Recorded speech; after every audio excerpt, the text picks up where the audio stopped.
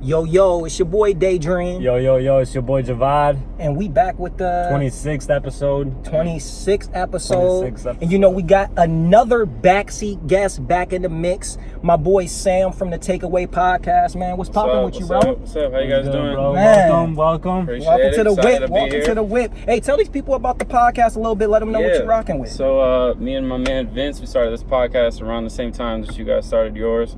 We just hit episode 7 this week. Just came out yesterday. You guys had who on there? We had Xavier Tillman join us. Yeah, that was our first guest. So that's a big one for us. It's kind of blowing up. So yeah, that's if you haven't checked that out, go over. Check that out. We're gonna put that in the description below. You know that's definitely gonna be in the description, my dog. But you know we only talk basketball in this damn car, so we gonna get right into it, man. 2019 2020 is looking like one of the most exciting seasons in a long time for us all. We all been watching Golden State just dominate off season. I was so tired of watching basketball. Keep it going. Before we even start, I just want to ask everybody, who, if you had to pick today your last $1,000, who's winning the NBA Finals? Your pick.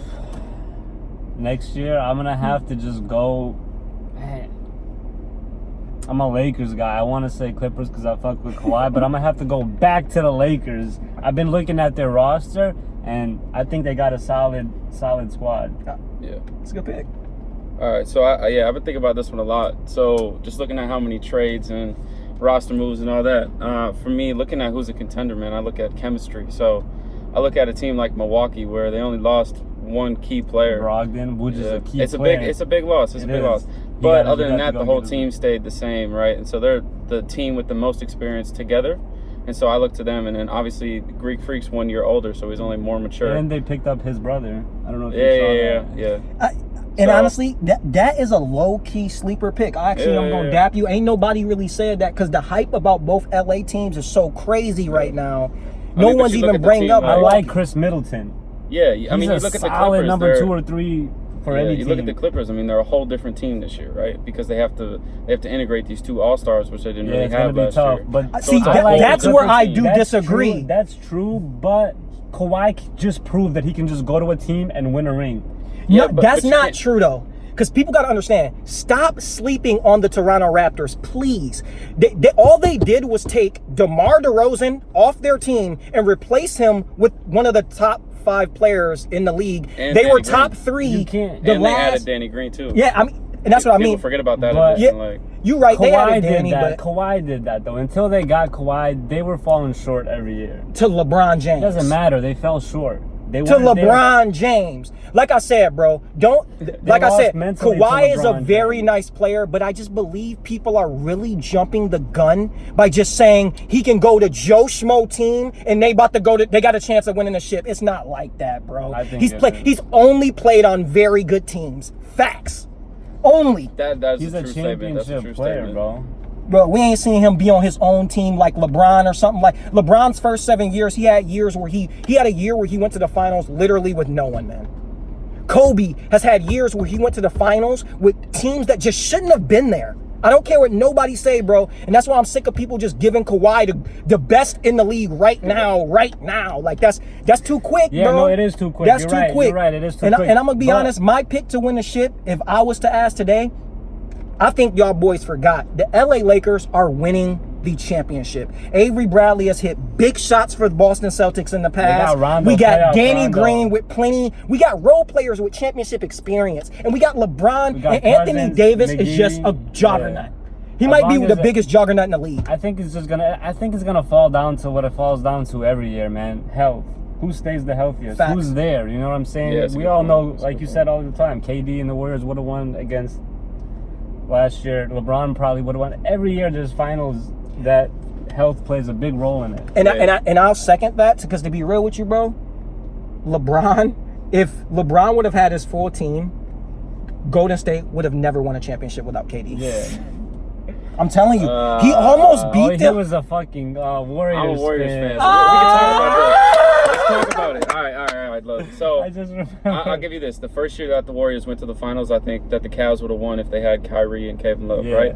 But I think the second time around, when the Cavs did win, if Draymond doesn't go out that game 6, and if Iggy doesn't miss 2 games in the finals, I think they take the second year.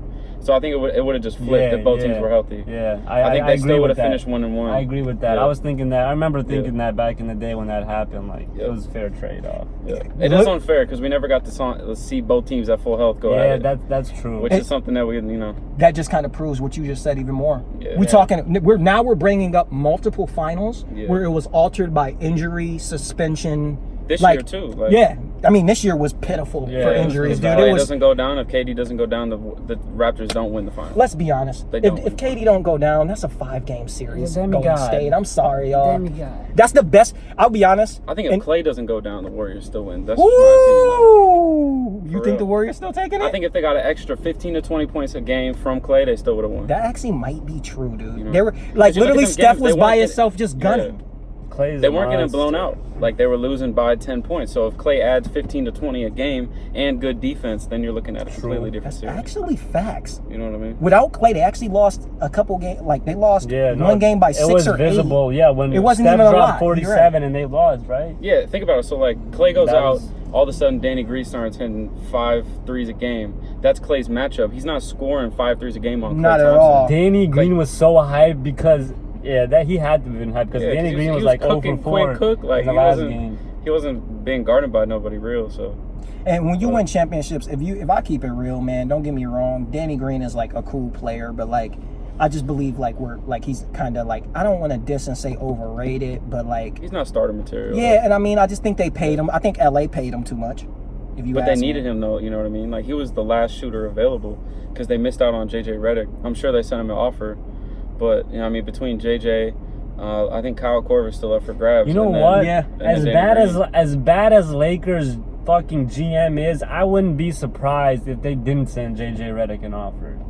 Yeah, I wouldn't be surprised. They should have sent him the same exact offer they gave Danny Green. They had players, bro. They had Lou Williams. You know what I'm saying? They had Brook Lopez. They had Zubats. They had all these stars, bro. Yeah. Lonzo. Honestly, though, don't even get me started with Lonzo. I'm not sick. I do think they overpaid Danny Green. Other than that, though, those players can stay where they at. We good over here, man. I think we got a good balance of defense with offense. JJ Redick is not a very good defender at the same time. So Danny Green can't shoot it as well, and he won't drop 18 like JJ will. JJ Redick damn near would have been a big 3 to me. I'm not gonna lie. Like, just because of LeBron. And I know a lot of people make that face when I say this, but he's a big 3 for sure. The only reason why I would say this is because LeBron and Anthony Davis are on the court. Because he spaces the floor, he won't get in their way at all, and he'll get hot, bro. He might drop more than 18 on the team with LeBron. Who's your guys' sleeper teams for next year? Who do you guys think might do well? Who you think? I got the Pelicans. I know what you're gonna say. Yeah, it was either the Pelicans or the Utah Jazz, man. Adding back Bogdanovich and Conley, man, and that chemistry they already building, and they got Donovan Mitchell, upcoming superstar. I'm gonna say this one. Who they got? Upcoming superstar. Donovan Mitchell. Yeah. Oh definitely. Utah Jazz. Upcoming superstar. I'm gonna say this one again. I've been saying it because I think the kid is nice, man. Carson Edwards, Boston Celtics. I don't know if they're gonna play him like that. Right. That's what I keep saying. Like, that dude is not gonna be laying like that this year. I mean, they do have that since Terry Rozier left. They have the backup point guard position open. So, bro, he's been going off in summer league. I don't know if you guys been watching. And I feel like, bro, I'm gonna keep it 1. I feel like the Celtics flat out just need to give Jason Tatum and Kemba Walker to go. I think Jason Tatum needs Jason Tatum needs to shoot when he shouldn't this year. I seriously think he should just go Kobe with it, bro. He has a very good offensive package, and when you get used to being a tireless scorer, I'm tired, but I'm still shooting. That's when you break that barrier, bro. That's when you get to the line, you hit them. You basically can't be stopped. If you can't be stopped when you're tired, that's Kawhi. Kawhi, keep it real. Kawhi was gassed for so many games, still dropping 30 balls. He can still score when he's tired, bro. That's unstoppable player. That's what that's called. Yeah. I mean, that's the difference between good and great right there. Like, if you're willing to push that limit, you know what I'm saying? But man. I hear you about Jason Tatum. Who's MVP next year? Who do you guys think? That's tough. I'm flat out giving it to LeBron. I think it's LeBron James. This is how I'll put it. LeBron should get it every year. Let's hypothetically. I'm gonna hypothetically put together their starting 5 for y'all. Valuable. Their starting 5 is going to be LeBron at the 1. This would be my best starting 5 around LeBron. LeBron playing point guard. Avery Bradley, he'll play the 2 and he'll guard their point guard. Then we'll put Danny Green at the 3. We spacing it out completely. Kuzma at the 4. Kuzma can still shoot the 3. Anthony Davis at the 5. So if y'all want to do 5 out and Anthony Davis wants to shoot, go ahead. If you want to put a guy in the middle, put Anthony Davis big ass down there. I think that's the perfect starting 5, even though they probably won't go with that. They probably gonna put JaVale at the center. They're gonna put. I think they're gonna put JaVale at the 5. They're gonna take Danny Green or Kuzma out of there, or Avery or one of those guys. They're gonna have to take one of those guys out of there. They're gonna play AD at the 4. LeBron might play at the 1, and they'll probably start Kuzma and like Avery Bradley, Rajon Rondo off the bench. They got. You guys think they'll start Boogie? KCP, no, they won't start Boogie, especially not right away. I mean, but him and AD got that chemistry. It doesn't though. matter. Dude, but like, did you see Boogie hurt, last injured, playoff? like, Yeah, but you see how much weight he's starting. He's taking off a lot of weight though. It looks like he's in shape. He's not starting. He's not starting. There's no way. I don't think The money doesn't say he's starting. Yeah, you know you're right. I think they pay JaVale more than they pay Boogie. So there's no way that they have to get their money's worth, you know. And JaVale is nice, man. That guy's he's getting better. He's athletic, man. He's smart too. He's He developed smart. He was Shackton a full champ a few years ago, a couple years in a row, but he's turned himself around. Yeah, man. The Warriors turned him into a champion, low key. Facts.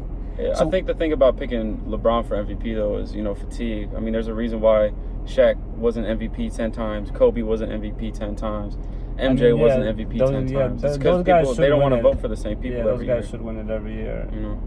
Especially LeBron. He's the best. He's the most valuable player on the team. So I think and he right about that. LeBron could possibly get hurt, things like that. But I think this last year really confused people. Like, LeBron is the guy to play 81 games in a season, man. Like, I understand, like, he's getting older, things like that, but I think it's a really focused season this year. I think even AD, I watched the AD interview the other day, and AD, like, Rob Pelinka had nothing to do with making this team. I hate to tell people that. AD had an interview where he literally was like, every 45 minutes, he said he couldn't even go to a movie with a girl without LeBron calling and blowing up his phone with text messages like, what do you think about this guy? What do you think about this guy? That was Rich Paul and LeBron constructing that team. And that's why I think LeBron's going to be MVP. Usually when LeBron gets what he wants, it goes well for him, bro. That dude has very high IQ in basketball. Watch, bro. I can't wait. Yes. I can't wait. But we're going to get right into it, man. We got a good Hall of Fame question today. I feel like lately, after this Toronto championship and people acting like Toronto wasn't good and Kawhi is just everyone's god of basketball right now. So I really want to speak on this, man. And everyone knows how big of Kobe fans we are. The Hall of Fame question today, man. You got that bread. You starting a team. You got the bread. You spending max bread. Who are you taking? 24 primetime Kobe Bryant or current Kawhi Leonard this offseason, fresh off a ship, the best he had? Who are you taking? I think basketball is a binary game. Half of it is basketball, the other half is mentality, and I think Kobe wins in both. So I'll take Kobe. Straight to the point. I think you got to look at long term, right? So we look at the years that Kawhi has had. If we take out the injury season last year, we look at the last 3 seasons, he's definitely like top 5, But Kobe was top 5 for 10 years. 10 years, 15 years. So, like, I'm looking at consistency. I think it's way too early to be putting Kawhi up in, top 10, top 20 conversations. He's not there yet. But if he can keep it up for the next 5 years, then maybe we can have that discussion. But I think, you just look at greatness. I don't think Kawhi's even in that conversation. It's just too early, bro. And I like how both y'all said that. The crazy part is people on ESPN and stuff is talking different. They're saying crazy stuff. They're actually talking different than that. They got me to stop watching because they be saying some crazy shit. I just can't wait to get on our podcast so I can say what I want to say because they be saying some bullshit. I try to tell people, like, I feel like low-key I'm getting older because a lot of, like, younger people I talk to, they've never seen Kobe play a regulation game, like, for real. Like, they haven't watched him in prime time Kobe. They saw that shoot every shot Kobe the last 2 years. And I keep trying to tell people, bro, Kobe during championship playoff years, bro, it was like you were so excited to watch the dude play. It was insane. Everyone, people don't understand, had a back down package that has never been replicated. I don't care what nobody say. Ever since he left, the closest thing I could see was honestly Kawhi this year. Yeah. And he worked out with Kobe last summer before he just won the ship. And what did you see? A ton of back downs, a ton of fadeaway shots, a ton of tough contested mid-ranges. Literally right out of Kobe's book, bro. And I always try to tell people, man, like, if you really want to talk about packages, I'm not saying Kobe's the best. The offensive package. At the end of the day, he got the most options. Most hours in the gym. He has the most options to give it to you. Right. That's how I put it. Yeah. And I just don't think Kawhi's near that yet. But I do believe Kawhi's very strong around the cup. And that's where he kind of gets it, dude. He can finish through contact like nobody's business. That's what Kawhi does to me. Facts. Like, and he can make very tough shots. Yeah. So honestly, we all taking Kobe, man. Shout out. Too soon. It's just a little too soon. Yes. We'll talk about it in 3 years. ESPN, we don't know what y'all talking about. Hell no, man. We all taking Kobe, man. On that note, shout out my boy Sam for coming through, man. Yes, Hoops in the Whip podcast. We gone. Peace.